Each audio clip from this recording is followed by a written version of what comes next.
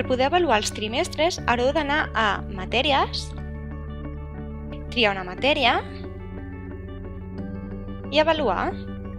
Aquí tindreu creats els vostres ítems. Posareu les notes dels ítems i un cop ho tingueu anireu al botó de calcular perquè us aparegui la nota final de l'avaluació i feu clic a guardar i tancar la matèria.